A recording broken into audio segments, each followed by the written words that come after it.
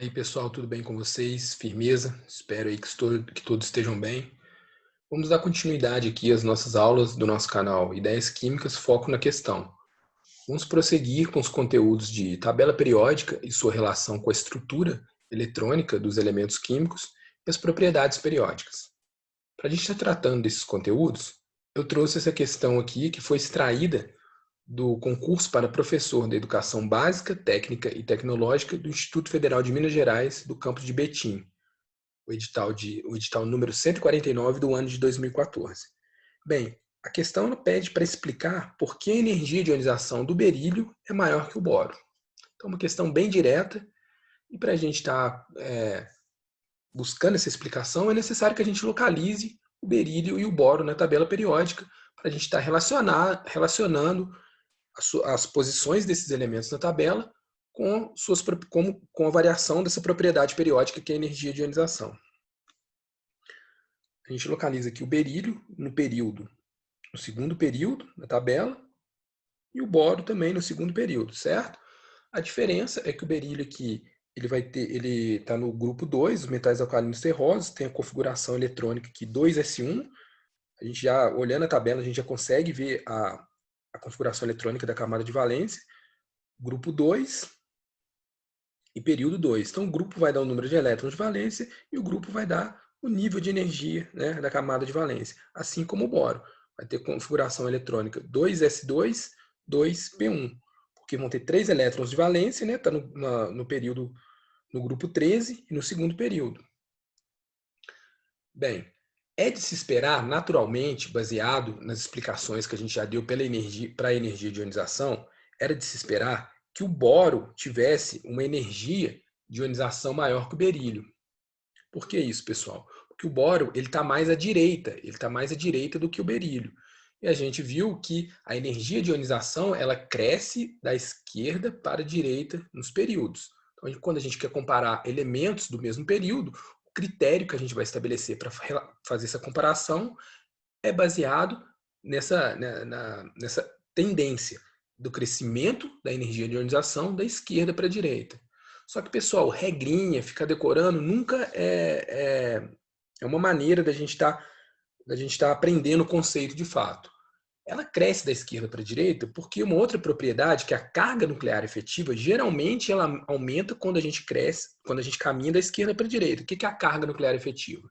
A carga nuclear efetiva é a carga que, de fato, os elétrons mais externos estão sofrendo de atração do núcleo. Portanto, desse modo, elementos que estão localizados mais à direita têm um número de prótons maior e, consequentemente, esses prótons vão atrair mais os elétrons em direção ao núcleo, vão ter uma força maior de atração, o que os torna, assim, entre aspas, mais presos, dificultando sua remoção. Com isso, aumenta-se também a energia necessária para estar retirando esses elétrons. Então, a energia de ionização ela é impactada diretamente pela carga nuclear efetiva, de modo que quanto maior a carga nuclear efetiva, maior a energia de ionização. Então, como eu disse, era de se esperar que o boro apresentasse uma energia de ionização maior que o berílio, porque seguindo essa explicação, ele está mais à direita que o berílio. Só que isso aqui é um comportamento anômalo que a gente fala, ele é uma exceção. E a gente vai entender isso aqui baseado na configuração eletrônica. Sempre que o exercício pedir para estar explicando um comportamento que é anômalo, o que é anômalo? Que foge da regra. A regra não é aumentar da esquerda para a direita. No entanto, a gente não tá, o exercício já não fala que o do berílio é maior que o boro, então ela está contradizendo essa tendência geral que a gente observa. Então, o primeiro ponto é você fazer a distribuição eletrônica, como eu vou mostrar aqui no próximo slide. Eu peguei aqui as configurações eletrônicas da camada de valência do elemento berílio, que é 2s2. Como eu disse, pessoal, só de olhar a tabela a gente já consegue fazer a distribuição eletrônica, porque o nível aqui vai ser o número do período e os elétrons de valência vai ser o número do grupo. Então, berílio, 2s2. Vou usar aqui o diagrama aqui desses traços ou de caixas para a gente estar representando a configuração do elétron. Esse tracinho aqui representa um único orbital s, no nível 2 de energia, e essas duas setinhas representam os dois elétrons de valência. Coloquei elas no sentido contrário, né, para a gente estar mostrando que eles estão emparelhados, porém com os spins contrários, de acordo com todo o princípio da construção, baseado no princípio de exclusão de Pauling também. E aqui eu vou fazer a distribuição eletrônica do boro. Da mesma forma que eu tenho, olhando na tabela, eu consigo fazer a distribuição eletrônica do berílio, eu consigo fazer do boro. A gente pode perceber aqui que o boro é o elemento imediatamente após o berílio. Então, a configuração eletrônica do boro vai ser parecida com o berílio. No entanto, ele passa aqui já para os representativos aqui com o P, com o orbital P já com elétrons nos orbitais P. Então, a diferença aqui agora, o berílio ele tinha os dois elétrons de valência no orbital S, o boro ele já vai apresentar um elétron de valência dele, dos três que ele possui, um dos elétrons de valência vai estar no orbital P. Então aqui ele tem 2s2, assim como o berílio, só que o próximo elétron ele não pode entrar aqui no orbital S mais, porque no orbital S ele pode acomodar apenas dois elétrons. Então ele passa para um orbital de energia imediatamente após, energeticamente maior, no mesmo nível, que é o orbital P. Então aqui eu estou representando essas caixinhas, esses traços também, como os três orbitais P. Cada orbital P vai poder alocar dois elétrons. No entanto, eu não tenho aqui nem dois elétrons, eu tenho apenas um, certo? Então eu vou colocar esse um elétron com essa orientação aqui do spin para cima. Então é esse elétron que vai ser removido. No caso do berílio, poderia ser qualquer um desses dois, tanto faz, os dois estão aqui no mesmo nível de energia. A gente percebe, pessoal, que esses orbitais P aqui, eu coloquei ele um degrauzinho acima aqui dos orbitais do orbital S. Por quê? Para a gente estar sinalizando que a energia desses orbitais ela vai ser maior do que a dos orbitais S, em quais estão localizados esses dois elétrons. E é exatamente essa a explicação para que a energia de ionização do boro seja menor que do berílio, contradizendo aquela tendência que a gente observa quando cresce da esquerda para a direita. Para retirar esse elétron aqui, esse elétron vai sair com muito mais facilidade do boro do que um desses dois elétrons do berílio. Esse elétron aqui do boro, no nível 2 e no orbital P, ele tá mais afastado do núcleo. Ele está mais distante do núcleo. Com isso, ele sofre uma atração menor, uma atração coulombiana, uma atração de cargas menor. Isso faz com que a energia dele fique maior. Então ele está num nível, ele está num estado de energia maior que os elétrons do berílio. Ou seja, ele está mais próximo do infinito, ele está mais próximo para ser removido do átomo. Lembrando, pessoal, que os níveis de energia eles estão em ordem crescentes, né? Do nível 1 até o infinito, entendendo-se que no nível infinito, ou seja, no nível de energia tão distante do núcleo, que a energia é zero. Então aqui a gente está ordenando em números negativos, a energia está negativa. Então quanto mais próximo de zero, maior vai ser a energia. Então esse elétron ele está num estado de energia muito maior que esses dois elétrons do berílio. Portanto, ele é mais fácil de ser removido, ele está mais perto do infinito. Então ele demanda menos energia para ser removido do que esses dois elétrons do berílio. Por isso, pessoal, o boro tem uma energia de ionização menor que o berílio.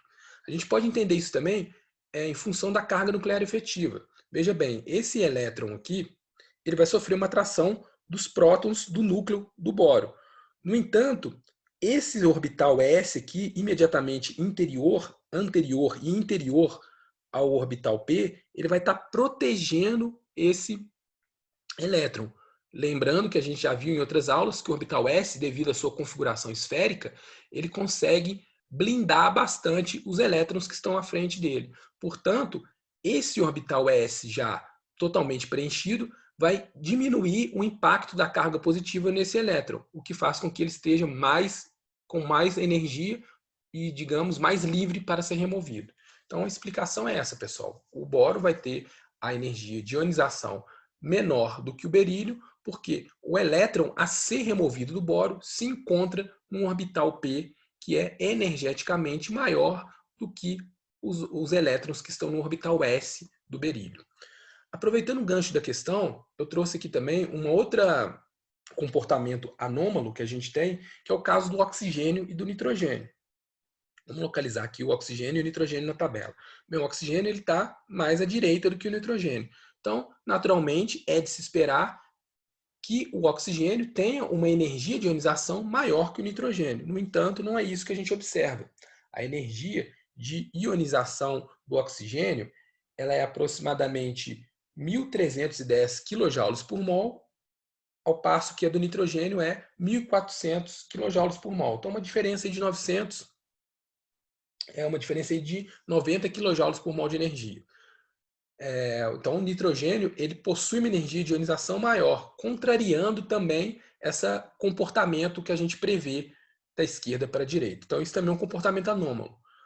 A explicação ela também pode ser feita com base na estrutura eletrônica, porém, ela passa por um outro conceito, que vai ser a repulsão eletrônica. Vamos fazer aqui também o diagrama de distribuição de energia, o diagrama de distribuição dos elétrons da camada de valência, tanto para o nitrogênio como para o oxigênio. Nitrogênio temos aqui na camada de valência 2s2, 2p3, e aqui a distribuição eletrônica aqui nos diagramas aqui de traço ou de caixa. Esse tracinho aqui representando o orbital S, no nível 2, esses dois elétrons são representados pelas setinhas com o sentido oposto, né? Os spins opostos, e subsequentemente aqui no nível de energia, não, no estado de energia maior, porque eles estão no mesmo nível, os três orbitais p, cada um contendo um elétron, né, com orientação, os três com orientação para cima. Então, o elétron a ser removido, a ser retirado quando o nitrogênio é ionizado para formar o íon nitreto, ele vai ser um desses três elétrons, né, que eles são degenerados, tanto faz, estão com a mesma quantidade de energia. Então, vai ser um desses três elétrons. Por outro lado, quando a gente vai remover do oxigênio, que é o elemento logo em seguida do nitrogênio, no grupo 2, a gente tem essa configuração eletrônica. 2s2, 2p4. Diferença, um elétron a mais. E esse um elétron a mais, ele vai entrar aqui sendo emparelhado nesse orbital p. Então, o elétron a ser removido do oxigênio, agora é esse elétron. E não mais esse ou esse. Vai ser esse elétron aqui. Porque a configuração eletrônica preenchida nesse orbital vai fazer com que esse elétron tenha uma menor energia, tenha uma maior energia, ou seja, ele vai ser removido com maior facilidade. Isso ocorre devido à repulsão eletrônica entre os dois elétrons emparelhados. Então aqui a gente tem um par de elétrons, estão emparelhados. A gente sabe que elétrons, carga negativa, vão ter forças repulsivas. Então um elétron vai repelir o outro e essa repulsão faz com que se torne mais fácil remover esse elétron. Por isso que a energia de ionização do oxigênio é menor do que a do nitrogênio, contradizendo também aquele comportamento que a gente observa da esquerda para a direita. Então, pessoal, em linhas gerais, a energia de ionização ela vai obedecer o aumento, ela vai obedecer a relação da carga nuclear efetiva. Em alguns casos, algumas exceções, ela não vai aumentar da esquerda para a direita no período. Para a gente explicar essas exceções, é de suma importância a gente estar fazendo o diagrama de distribuição de energia, né, a configuração eletrônica, que pode ser feita pelo diagrama de Linus-Pauling ou pela própria observação na tabela periódica, e compreender se o que está afetando a energia do elétron vai ser os aspectos repulsivos ou se vai ser a própria blindagem, como nesse caso aqui do boro, que a blindagem oferecida pelo orbital S vai favorecer o aumento da energia desse elétron no orbital P, facilitando sua remoção. Bem, pessoal, é isso que eu tinha para falar com vocês. Foi uma questão aqui bem simples, né? Ela foi extraída de uma prova discursiva também, do Instituto Federal. E essas questões de propriedades periódicas, quando em provas objetivas, elas vêm todas misturadas. Vem energia de ionização com raio, com afinidade eletrônica. Porém, quando costuma aparecer em provas discursivas, elas aparecem mais isoladas, para a gente estar explicando, geralmente, um comportamento anômalo. Porque a regra mesmo, eles já acham que é muito simplório de estar explicando e a pessoa pode decorar. Aqui não, você não tem como você decorar, você tem que entender o que é o conceito de energia de ionização e qual a sua relação com a estrutura eletrônica do átomo. Essa parte também, tanto de afinidade eletrônica como energia de ionização, ela vai ser muito importante para quando a gente estiver trabalhando no nosso módulo de ligações químicas. A gente vai ver o ciclo de Born-Haber, principalmente para a formação da rede cristalina nas ligações iônicas. Entender essas propriedades periódicas vai ser fundamental para a gente estar compreendendo energeticamente a formação das estruturas iônicas. Bem, pessoal, é isso que eu tinha para falar com vocês. A gente vai dar continuidade nas nossas aulas de propriedades periódicas e creio que, que em breve já fecharemos esse módulo e faremos, como foi feito para as aulas de gases, uma aula mais compacta, resumindo tudo que foi visto até agora. Então, pessoal, abraço e até a próxima.